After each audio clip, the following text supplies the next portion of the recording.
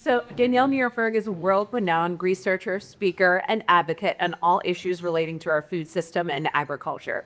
In 2013, Danielle co-founded FoodTank, a nonprofit organization focused on building a global community for safe, healthy, nourished eaters.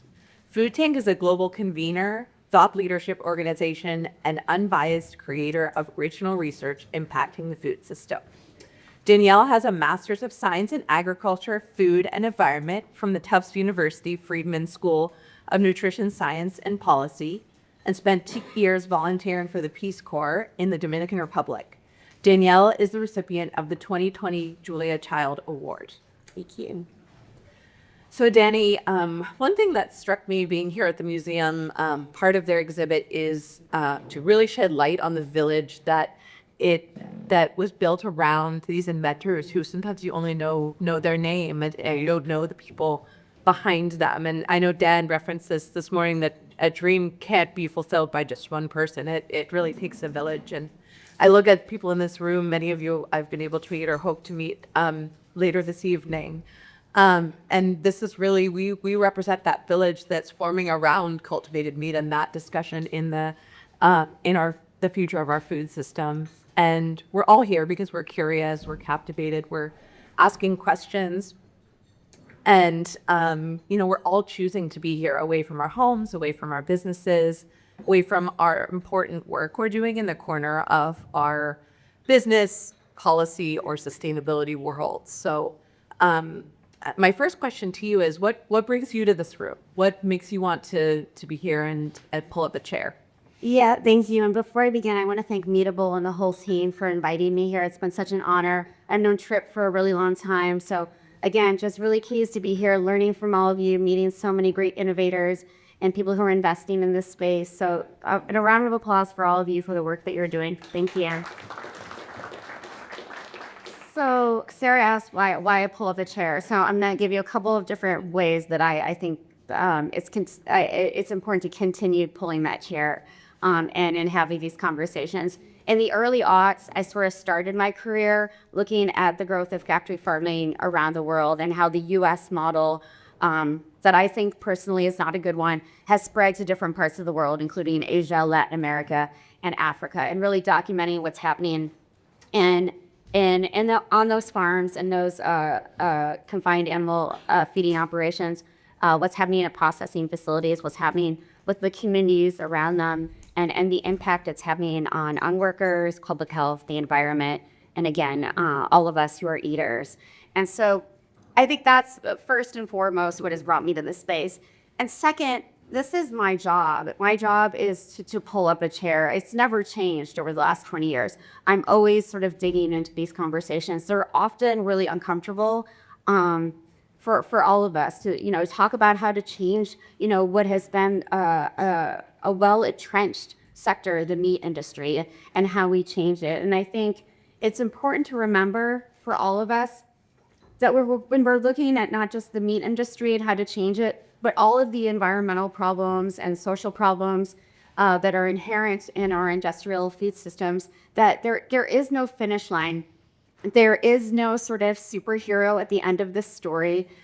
No credits are going to roll, and we're not going to have a party where we say we saved the world. This is really ongoing work that we have to be consistent and persistent in doing. And that's why I am always intrigued and excited to be in a room like this, where I don't know anyone, where I don't really understand finance that well. I kind of get it.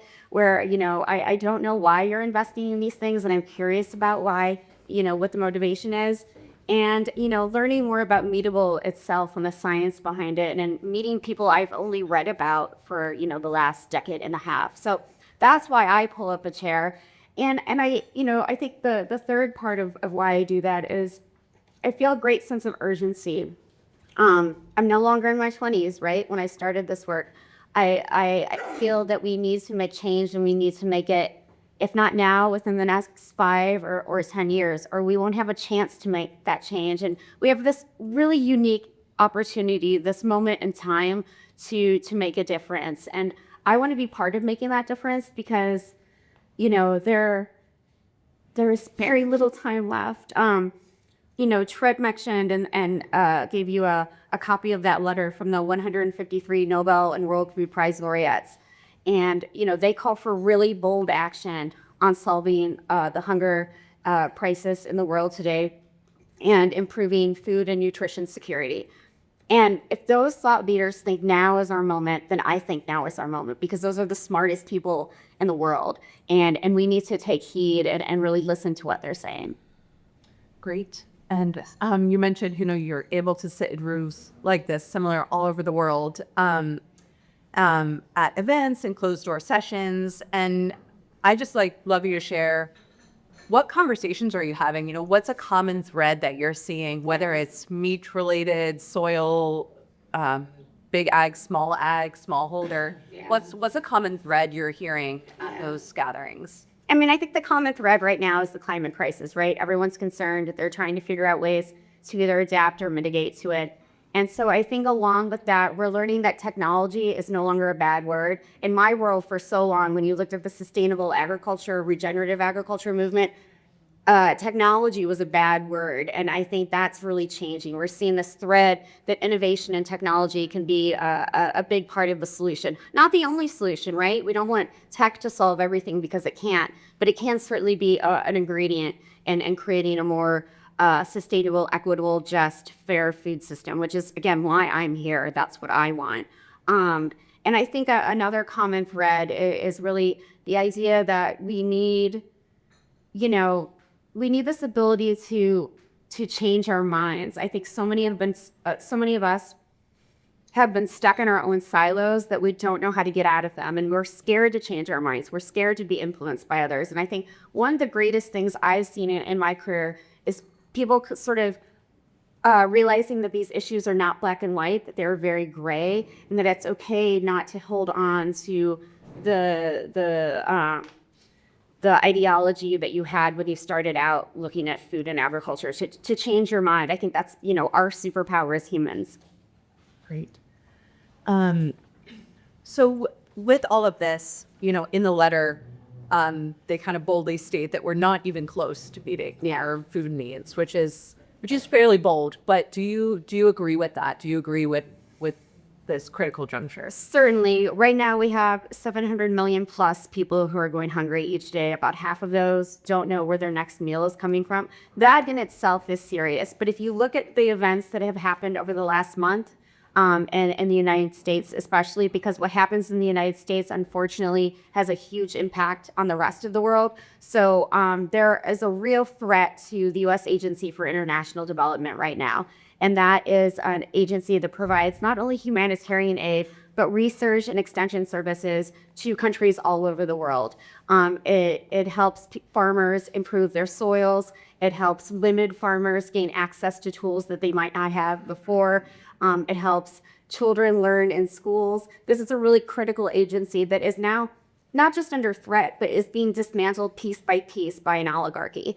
And so if we don't, understand that these issues are important, the dismantling of USAID should really clarify that for us, because a lot of you as investors will need to step into a space where millions and millions of people will be going hungry, and we won't know how to address that. And, I think it's going to take away from a lot of the innovation that you're seeing right now. So that laureate's letter, I think, really sort of pinpointed, it was before USAID was starting to be dismantled. But what they have highlighted has never been more urgent, because the amount of hungry people in the world is only going to increase. So with all this, what gives you hope for the future? I think there are several things that give me hope. And one is this room, right? We're all here sharing from our different perspectives. And I think as long, I said persistence is key before, as long as we persist and we continue to share and collaborate and break down those silos that exist, we will get to the places where we need to go. I think, that persistence, I've seen it all over the world. I've seen it in fields and kitchens and boardrooms and conference rooms like this one, and laboratories like we saw earlier. That persistence and that ability to innovate and then share those ideas and collaborate is what gives me hope. And I have to be honest, as I said, I've been doing this for for a really long time now. And, you know, it's hard not to, it's hard to not sort of wallow in that despair when bad things are happening all around us. I've traveled to 70 plus countries across the globe. I've seen some of the worst things that you can imagine when it comes to hunger and environmental degradation, but I've also seen some of the best things, right? I've seen women's groups who built themselves up and changed cultural norms in their communities. I've seen school children who benefit almost immediately from school lunch programs. I've seen scientists who are innovating and saving seeds and coming up with new practices and crop technologies. I've seen the very best of what humankind can do. So I think that's what gives me hope, this ability for us to continue breaking down those silos, to continue collaborating, even when it's very, very difficult. That's I think, you know, where we shine when things are really at stake, when things are at their worst. That's when, you know, this kind of community can come together and coalesce and make that change. Anything else you'd like to add? Again, I think it's, the theme of this was standing on the shoulders of giants, and recognizing those who came before us is really important, but also preparing for those who are coming next, that next generation of agricultural innovators and investors and business leaders. They need your mentorship. They need your insight. They need your ability to say, hey, this is something that you should feel excited about. Agriculture and the food system is something that you can feel excited about. It is a career opportunity. It's not something that's only for people who live in rural areas or, only policymakers. It's for all of us. The food system, we all, Tripp said this earlier today, we all eat, right? We have to. And if we're lucky, we eat 3 times a day. But for a lot of people around the world, it's once a day. And so if we can remember that and come together and share our experiences, especially for that, that younger generation, I think there's a lot to be gained from that. Yeah. Well, thank you so much. Looking forward to continuing the conversation today. And thanks for being here, Dee. Thank you so much. Thanks to all of you. Other questions? Questions? 60 questions. Okay. Does anyone have any questions? It's hard after lunch when you're tired. Sure it does. I don't need a mic. Oh. So I have a question. So look, you always challenged me, asked me one of those, like, what am I going to do to make a difference? If you could pick one thing that whether we as business in ag or me, what would the one change be?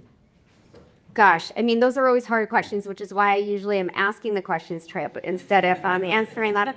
I think, again, it comes back to having these here. So I should step back a little bit. So FoodTank, my organization, one of the big parts of our mission is having uncomfortable conversations, really digging into where we feel at our sort of worst, right? And making sure that people are being honest and blunt. And I think the one thing that we can all do is have those uncomfortable conversations. The one that make us say ick, the ones that make us want to back up out of the room, the ones that make us want to turn away from the person who's asking them, and turn away from each other. Dig in instead of resisting it. I think that's where we're going to make the most change and the most impact, and where your investment dollars and your thought leadership will really have the biggest impact overall. So get uncomfortable. Thank you.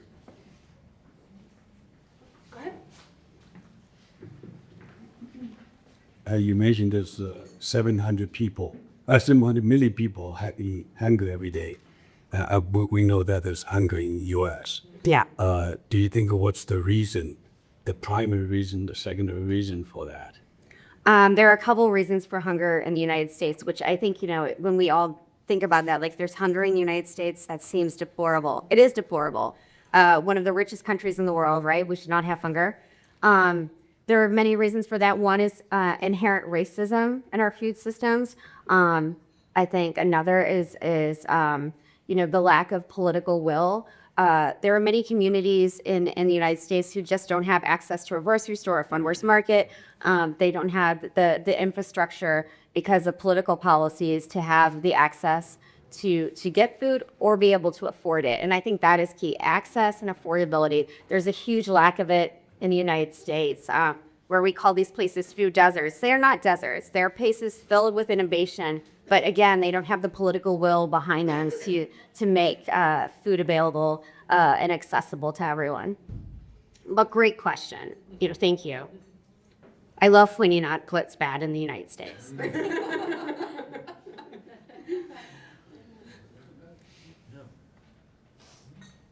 Oh, over here. Yeah, I don't need a mic. Look, what do you think around the narrative of processed foods these days and how products like essentially cultivated meat that blend plant-based ingredients with cultivated meat might come under fire? Sure. I mean, I think there's a difference, and the American public and maybe the public in general doesn't understand it. There's a difference between processed foods and ultra-processed foods. And I think right now, because of what's going on with some of our political leaders or would-be political leaders in the United States, those things are being very confused. So I think, it's up to all of us, especially in this industry, to make that differentiation, to, understand that the Beyond or Impossible meat that can we eat Beyond Meat or Impossible meat this morning? Beyond. But that's, an ultra-processed food product. Unfortunately, it has a ton of ingredients. It's full of salt, sugar, and fat. But there are other plant-forward products, including what's happening here, not in this space, but the space we were at earlier. That those are ingredients that more minimally processed, better for you. But the American public doesn't understand that right now. So a lot of education and awareness. That's incumbent on people like me to really help. Consumers, eaters really understand that better, because they're just not getting it. We're not getting it. Thank you, everyone. An honor to be here.